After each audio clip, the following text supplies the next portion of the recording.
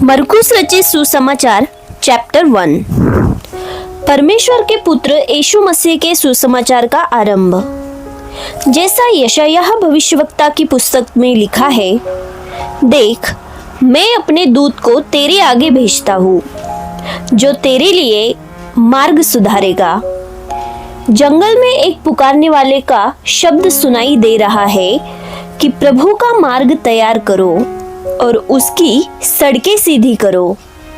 यूहन्ना आया जो जंगल में बपतिस्मा देता और पापों की क्षमा के लिए मन फिराव के बपतिस्मा का प्रचार करता था।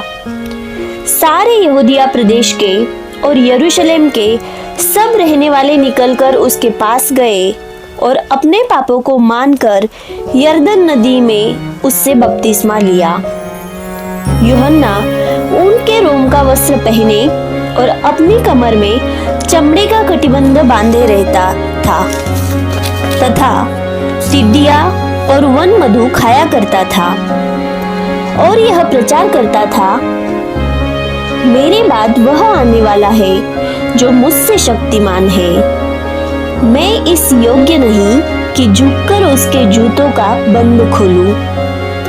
मैंने तो तुम्हें जल से बपतिस्मा दिया है, पर वह तुम्हें पवित्र आत्मा से बपतिस्मा देगा।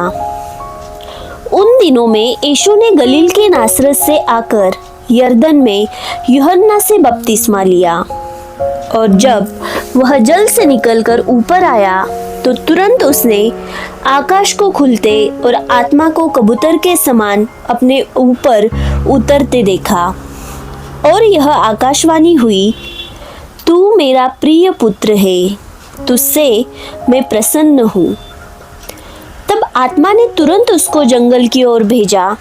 जंगल में 40 दिन तक शैतान ने उसकी परीक्षा की और वह वन पशुओं के साथ रहा और स्वर्गदूत उसकी सेवा करते रहे। यूहन्ना के पकड़वाए जाने के बाद यीशु ने गलील में आकर परमेश्वर के राज्य का सुसमाचार प्रचार किया और कहा, समय पूरा हुआ है और परमेश्वर का राज्य निकट आ गया है। मन फिराओ और सुसमाचार पर विश्वास करो। गलील की झील के किनारे किनारे जाते हुए उसने शमौन और उसका भाई अंद्रियास को झील में जाल डालते देखा, क्योंकि वे मछुए थे।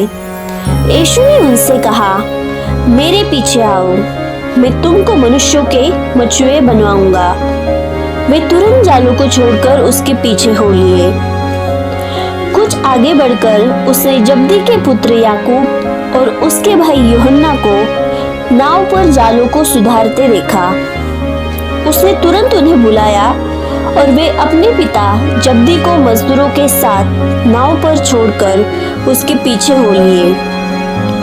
तब वे कफरनहूम में आए और वह तुरंत सब्त के दिन आराधनालय में जाकर उपदेश करने लगा, और लोग उसके उपदेश से चकित हुए, क्योंकि वह उन्हें शास्त्रियों के समान नहीं परंतु अधिकारी के समान उपदेश देता था।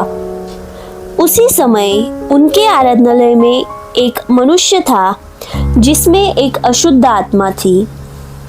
उसने चिल्लाकर कहा, हे यीशु नासरी, हमें तुझसे क्या काम? क्या तू हमें नष्ट करने आया है? मैं तुझे जानता हूँ, तू कौन है, परमेश्वर का पवित्र जन। यीशु ने उसे डांट कर कहा, चुप रहे और उसमें से निकल जा। तब अशुद्ध आत्मा उसको मरोड़कर और बड़े शब्द से चिल्लाकर उसमें से निकल गई। इस पर सब लोग आश्चर्य करते हुए आपस में वाद विवाद करने लगे, यह क्या बात है? यह तो कोई नया उपदेश है। वह अधिकार के साथ अशुद्ध आत्माओं को भी आज्ञा देता है और वे उसकी आज्ञा मानती है। और उसका नाम तुरंत गलील के आसपास के सारे प्रदेश में फैल गया। वह तुरंत आराधनालय में से निकलकर याकूब और यूहन्ना के साथ शमौन और अंद्रियास के घर आया। शमौन की सास ज्वर से पीड़ित थी और उन्होंने तुरंत उसके विषय में उससे कहा। तब उसने पास जाकर उसका हाथ पकड़ के उसे उठाया और उसका ज्वर उतर गया और वह उनकी सेवा टहल करने लगी। संध्या के समय जब सूर्य डूब गया तो लोग सब बीमारों को और उन्हें जिनमें दुष्ट आत्माएं थी उसके पास लाए और सारा नगर द्वार पर इकट्ठा हुआ। उसने बहुतों को जो नाना प्रकार की बीमारियों से दुखी थे चंगा किया, बहुत सी दुष्ट आत्माओं को निकाला और दुष्ट आत्माओं को बोलने न दिया, क्योंकि वे उसे पहचानती थी। भोर को दिन निकलने से पहले वह उठकर निकला और एक जंगली स्थान में गया और वहां प्रार्थना करने लगा। तब शमौन और उसके साथी उसकी खोज में गए।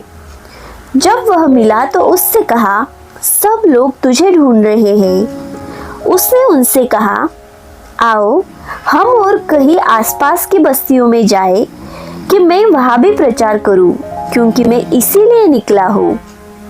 अतः वह सारे गलील में उनके आराधनालयों में जा जाकर प्रचार करता और दुष्ट आत्माओं को निकालता रहा।